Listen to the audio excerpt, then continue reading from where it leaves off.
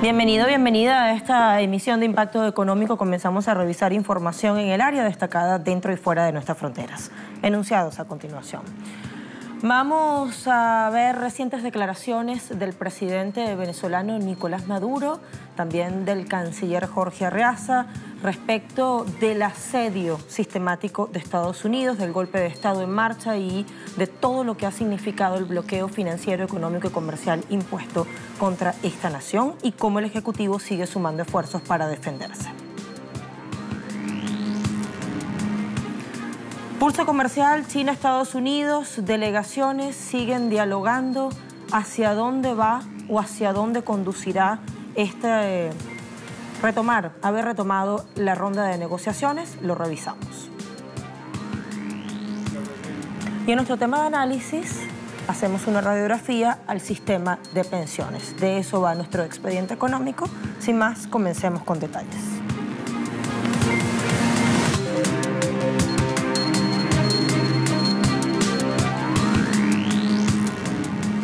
Comenzamos a especificar informaciones destacadas. Asedio contra Venezuela continúa. Ante eso, el gobierno bolivariano sigue sumando esfuerzos para desmontar la matriz de opinión que intentan imponer grandes medios de comunicación alineados a los intereses de Washington y gobiernos aliados. En entrevista concedida a la agencia de noticias AP, el presidente venezolano Nicolás Maduro instó una vez más insistió, que la crisis que atraviesa este país suramericano es ocasionada por las sanciones y el duro bloqueo que se ejerce desde Occidente. Explicaba lo que vamos a escuchar a continuación. La gran mayoría del país, dicen las encuestas, tiene gran conciencia de la guerra económica que nos han hecho al país. Hoy por hoy, te digo, Ayan, hay más conciencia por las sanciones económicas que abiertamente esgrime el presidente Donald Trump contra Venezuela. Las sanciones a la empresa petrolera PDVSA, la expropiación de nuestra empresa petrolera en los Estados Unidos, Citgo, la persecución al comercio. Fíjate tú lo que está sucediendo, Ayan, más allá de una frase hecha o no, de si tenemos el apoyo de la mayoría o no lo hemos tenido, o si lo tenemos, más allá de yo responderte esa parte puntual de tu pregunta, que te la voy a responder. Hoy hay una gran conciencia en el país del daño que le hacen las sanciones, la persecución económica, financiera que el gobierno de Estados Unidos ha arremetido contra Venezuela. Se hace presión para que en Venezuela no vengan los barcos que traen las medicinas, para tratar de detener nuestras compras de alimentos, de materia prima. Presión directamente de la Casa Blanca para que ninguna cuenta bancaria nuestra funcione. Y si yo voy a comprar, por ejemplo, trigo, o voy a comprar maíz necesario para el funcionamiento de la economía y para satisfacer a nuestro pueblo, sencillamente nos congelan las cuentas.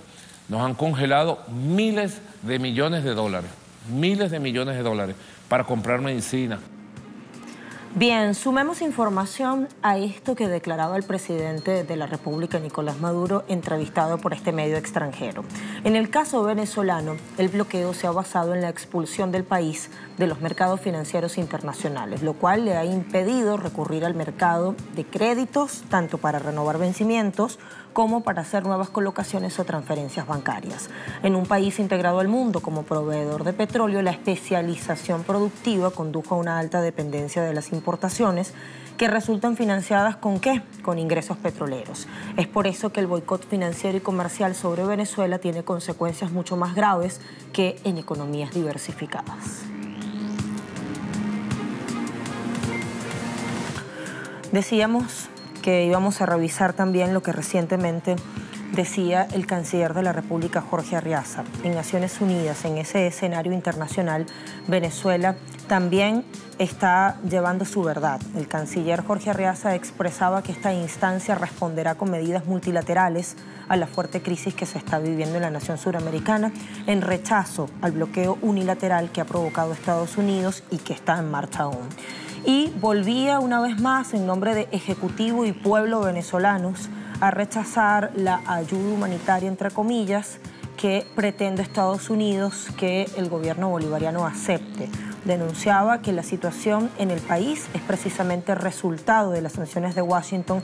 No obstante, no se puede hablar de catástrofe humanitaria que justificaría la entrada de esa asistencia, que se dice es intencionada o tiene ocultas intenciones. Le ha costado el bloqueo a Venezuela $30.000 millones solo en 2018. Allí la causa del deterioro económico. Debo pedir nuevamente a los medios de comunicación, a las agencias, que no se involucren con este espectáculo que Estados Unidos está organizando. Estados Unidos ha bloqueado nuestra economía. El costo de este bloqueo es de más de $30 millones y están enviando esta llamada ayuda humanitaria por $20 millones. ¿Y entonces qué es esto? Te estoy ahogando, te estoy matando y luego te voy a dar una galleta. El enviado ruso a Naciones Unidas, Vasily Nevencia, secundó las declaraciones del Ejecutivo venezolano y catalogó el envío de ayuda humanitaria de acto de hipocresía. Aseguraba que esto es usado como instrumento en un juego político deliberado contra Venezuela que viola el principio de neutralidad, uno de los 4 sobre los cuales debe basarse la ayuda humanitaria. El ministro de Relaciones Exteriores venezolano dijo algo verdadero hoy. Dijo que los estadounidenses están usando los $20 millones en ayuda humanitaria como una tarjeta política de algún tipo, que por cierto puede llevar a provocaciones y caos. Al mismo tiempo, las autoridades estadounidenses y británicas bloquearon $30 millones en propiedades venezolanas en numerosas jurisdicciones. Muestra la hipocresía de esta preocupación por el sufrimiento del pueblo venezolano. Hay una investigación elaborada por la Unidad de Debates Económicos del Centro Estratégico Latinoamericano de Geopolítica, CELAC, según el cual la nación suramericana perdió $350.000 millones en producción de bienes y servicios entre 2013 y 2017. El estudio también subraya la importancia capital que han tenido los bloqueos financieros para estrangular economías. Los ataques externos a la capacidad económica y productiva de una nación que pueden acabar con la misma en cuestión de pocos años y en los últimos tiempos suelen ser el preludio a una intervención militar. Ante los constantes ataques que llegan desde Estados Unidos, principal consumidor de crudo venezolano, el gobierno bolivariano también se esfuerza para diversificar su mercado y esto no es trabajo nuevo. La brújula está puesta en un continente específico, el propio presidente Nicolás Maduro lo decía. ¿Cuál es? Asia. Sería Asia el destino. Nosotros tenemos muchos años ya construyendo la ruta de Asia. Es una ruta exitosa y la ruta de Asia nos exige cada vez más volúmenes y cantidades de petróleo. Nosotros quisiéramos, sería nuestro deseo, producir petróleo con empresas estadounidenses en Venezuela. Hemos hecho negociaciones con múltiples empresas de Estados Unidos y tienen las puertas abiertas a Venezuela. De modo que en ese camino China ha jugado un papel trascendental. La nación asiática ha ratificado su respaldo a las acciones gubernamentales de quien reconoce como presidente legítimo Nicolás Maduro, ratificado en urnas el 20 de mayo último. Desde el Ministerio de Relaciones Exteriores del gigante asiático se reitera el compromiso de cooperación entre estos dos países. Venezuela es un importante socio comercial de China en América Latina. Los empresarios de ambos lados han estado desarrollando una cooperación basada en los principios de igualdad, beneficio mutuo, desarrollo común y comercialización. A China le gustaría cooperar con Venezuela en varios campos para beneficiar mejor a nuestro pueblo sobre la base de la igualdad, el beneficio mutuo y el desarrollo común. Con respecto a la situación en Venezuela, China promueve las conversaciones de paz bajo la Carta de la ONU y los esfuerzos para encontrar una solución política a través del diálogo y las negociaciones entre las partes en Venezuela. Tiempo de hacer nuestra primera pausa en esta emisión de Impacto Económico. A la vuelta vamos a revisar esto que nos anticipan las imágenes, las preocupaciones que sigue despertando el Brexit que no termina de concretarse, pero que falta muy poco para que llegue esa fecha límite acordada entre las partes para materializar el divorcio. Pausa y venimos, como les decía.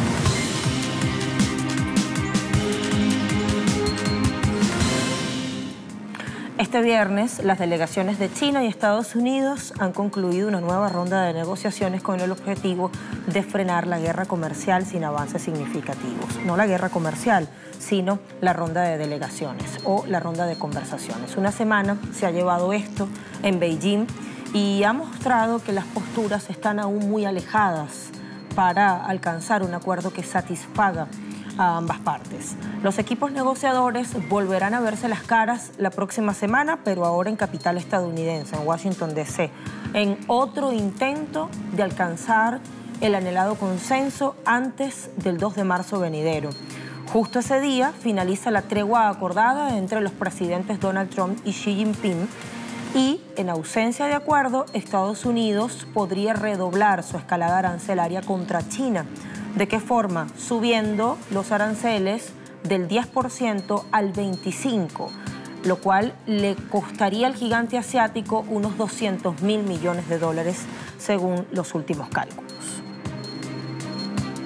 Todos pensamos que en términos de mantener la prosperidad y la estabilidad del mundo, así como de promover la prosperidad económica mundial y el desarrollo, nuestros dos países comparten un amplio interés mutuo. Mientras tanto, asumimos importantes responsabilidades. Creo que hasta ahora los equipos de comercio de ambos países están trabajando por este camino.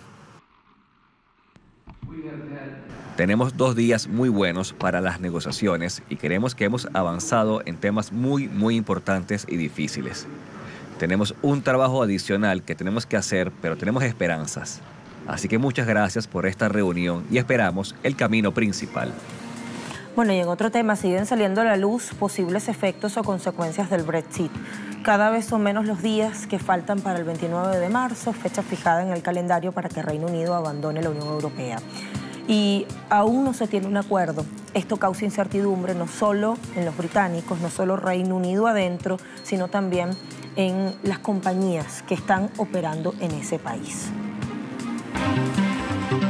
Res London es una historia de éxito en Reino Unido que comenzó a operar hace 38 años. Hoy tiene una facturación de más de 12 millones de libras esterlinas. La compañía diseña juguetes, regalos y artículos para el hogar que se fabrican en China y luego se envían a Reino Unido para su venta y distribución a 20.000 minoristas en todo el mundo. Emplea 70 personas y exporta a 75 países de todo el mundo. Entonces, ¿por qué el Brexit causa tanta ansiedad a esta compañía? Por el simple hecho de que el 40% de las exportaciones van dirigidas al mercado europeo. Ante lo que parece inminente que es un divorcio sin acuerdo, la compañía está buscando trasladar parte de esa distribución a otros países, más allá de los otros 27 que conforman el bloque común. A esta compañía, al igual que a muchas otras, les preocupa que las tarifas y los retrasos en los puertos causados por la falta de acuerdo dañen el espíritu de su negocio, que se enorgullece del precio y la velocidad del envío. De momento, las compañías parecen atadas de manos, y es que el manejo por parte del gobierno británico respecto al divorcio ha significado que las compañías no puedan poner en marcha un plan concreto, ya que no saben qué planear, porque no saben qué va a suceder. Ante la incertidumbre, muchas empresas han optado por abandonar el Reino Unido. Pero el costo de la mudanza no solo es financiero. Con esto es probable que el personal sea despedido si no quiere reubicarse. En el caso de Reds, adicionalmente habrá un efecto en cadena con las firmas de la cadena de suministro, como el personal de despacho y los productores de cartón. De su parte, el gobierno de Países Bajos ha iniciado una campaña para informar a las empresas holandesas de las posibles consecuencias de esta situación. Pero el método que ha utilizado no ha sido común. Ha recurrido a la imagen de un monstruo azul, como vemos en pantalla, en señal de reclamo. Reino Unido es uno de los principales socios comerciales de este país.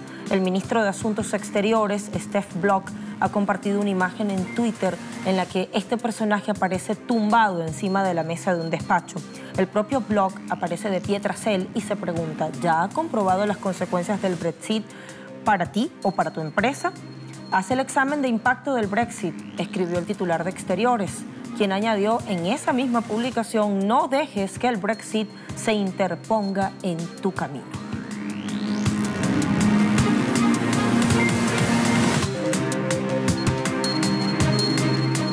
La La concesión de una renta básica aumenta la sensación de bienestar de quienes la reciben, pero no ayuda a estimular el empleo. Estas son las conclusiones preliminares de un experimento llevado a cabo desde hace 2 años en Finlandia. La prueba de ingresos básicos en realidad dio algo de libertad y creo que el mayor efecto fue psicológico. Así que tienes la idea de que tienes 2 años, tienes la seguridad de 560 euros al mes y tienes que hacer algo con ese dinero. 2.000 desempleados con edades comprendidas entre 25 y 58 años recibieron una renta básica mensual de 560 euros libres de impuestos, un ingreso que siguieron percibiendo aunque encontraran trabajo durante ese periodo. El objetivo del experimento, el primero a nivel nacional que se realiza en el mundo, era analizar si la renta básica servía para incentivar la búsqueda de trabajo, reducir la burocracia, así como simplificar el complejo sistema finlandés de prestaciones sociales. Los resultados preliminares del primer año de ensayo indican que las personas que recibieron la renta básica no encontraron trabajo en mayor ni menor medida que el grupo de control. En concreto, en 2017, quienes recibieron la renta básica trabajaron una media de 49,6 días, mientras que las personas con las que se establece la comparación, el llamado grupo de control, lograron trabajar 49,3 días. Los resultados muestran asimismo que los 2.000 participantes tenían una mayor confianza en su futuro al finalizar el experimento y creían más en sus opciones de influir en la sociedad que el resto de parados del grupo de control. Los responsables del estudio, que constataron que no se trata de estudiar la eventual introducción de una renta básica universal, sino la modernización del sistema de seguridad social orientada a los sectores más desfavorecidos, advierten que estos resultados son preliminares y no deben sacarse conclusiones precipitadas. Está previsto que el informe con los resultados definitivos del experimento finlandés de renta básica se publiquen a principios de 2020. Les propongo hacer una pausa y mientras nos preparamos desde esta mesa de análisis para abrir el expediente económico, usted nos espera, vamos a hablar del sistema de pensiones, una pequeña radiografía. Ya venimos.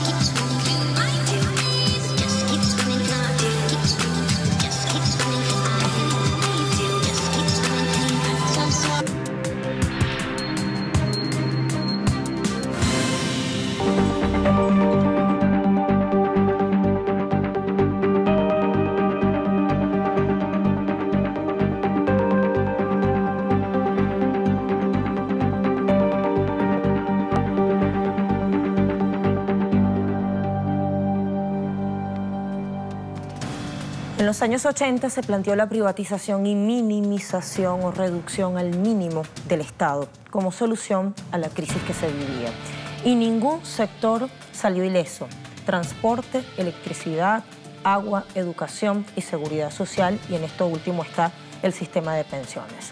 El Banco Mundial, el Fondo Monetario Internacional, la USAID, el Instituto Cato, entre otros, se embarcaron en un jugoso negocio. Las élites financieras comenzaron a lucrarse con los ahorros de los trabajadores. Y después de 40 años, ¿qué dejó esa cruzada privatizadora? Datos que aporta el Centro Estratégico Latinoamericano de Geopolítica, CELAC. La privatización del sistema de pensiones cobró especial importancia en la década de los 80, tanto por su novedad como por lo arriesgado. Nadie sabía qué consecuencias podría traer, pero como en todo experimento, aquellos más débiles fueron los primeros en probarla. El Chile de Augusto Pinochet fue la primera experiencia y desde ese momento, entre el año 1981 y 2014, 30 países privatizaron total o parcialmente su sistema de pensiones. De ellos, 14 fueron de América Latina, 14 de Europa del Este o la antigua Unión Soviética y 2 de África. Al mudar del sistema público hacia la capitalización individual, los trabajadores dejaron de ser ahorristas con un beneficio definido y se convirtieron en inversionistas desinformados, obligados a aportar, sin certeza del rédito que recibirían en el futuro, siempre al vaivén de los riesgos del sistema financiero internacional. El neoliberalismo llevó a la sociedad a firmar un cheque en blanco, pero el experimento resultó tan mal que de los 30 países señalados, 18 ya han revertido la privatización y muchos otros han tenido que introducir reformas para poder sostener el descontento social. El Banco Mundial ya no la recomienda, ha dejado de hablar de esta. Su agenda institucional ha abandonado la privatización de las pensiones y ha minimizado el equipo dedicado a dicha tarea.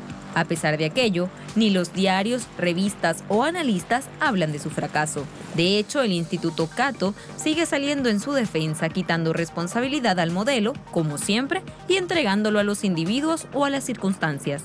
Esta omisión intencionada del rotundo fracaso hace que las presiones nacionales por la privatización sigan vigentes, peor aún en América Latina, donde las ideas del libre mercado han vuelto a florecer y existen dificultades para financiar los programas sociales.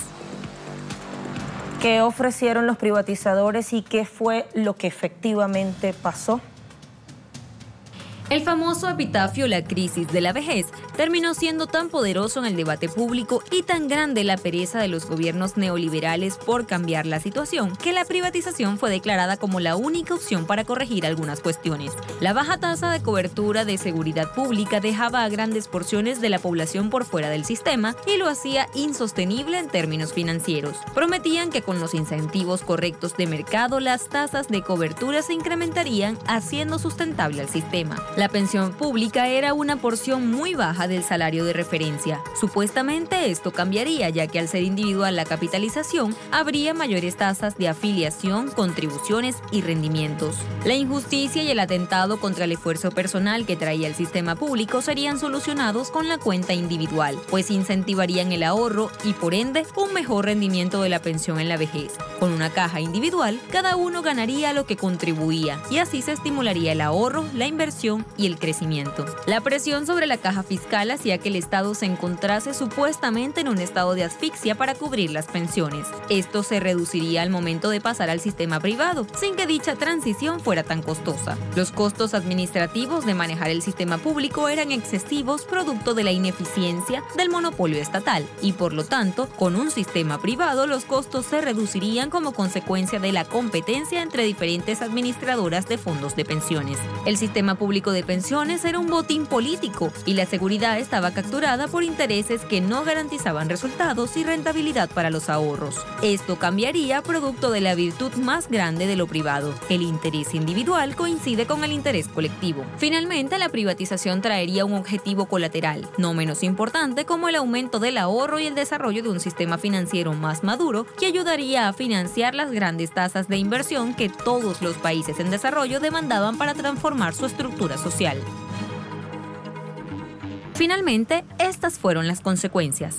La tasa de cobertura, el porcentaje de afiliados de la fuerza laboral, se redujo o se estancó después de la privatización en la mayoría de los países. En Argentina pasó de 46 a 35% entre 1993 y el año 2002. En Chile cayó de 64% en 1980 a 61% en 2007. En Bolivia y Colombia las tasas se estancaron después de la privatización hasta el 12 y el 28% respectivamente. En promedio, en 9 países de América Latina la tasa decreció de 38% antes de la privatización a 27% para el año 2002.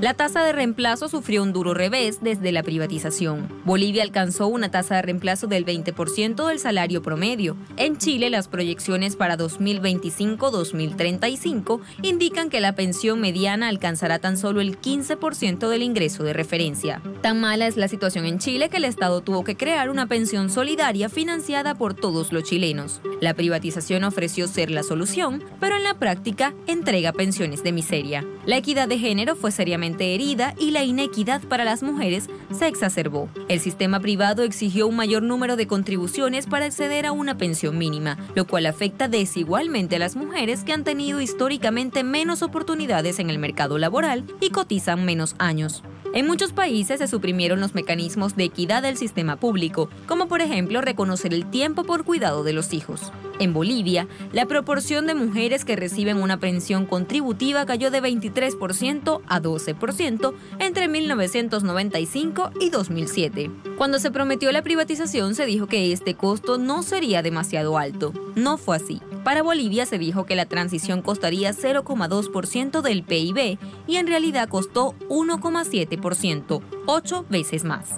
En Argentina se dijo que sería 0,2% del PIB y fue 3,6%, 18 veces más que lo proyectado. En Chile representa hasta ahora el 4,7% del Producto Interno Bruto. Esta mala proyección causó presión en los presupuestos y fue una de las razones por las que el Estado, en algunos países de América Latina y Europa, regresó la vista a la estatización de las pensiones. Los costos administrativos supuestamente también iban a minimizarse. El Estado obeso era un monopolio ineficiente. Al dejar que entren al mercado, varias administradoras de fondos de pensiones traerían la competencia necesaria para minimizar los costos. Tampoco fue así. Todos los costos aumentaron luego de la privatización.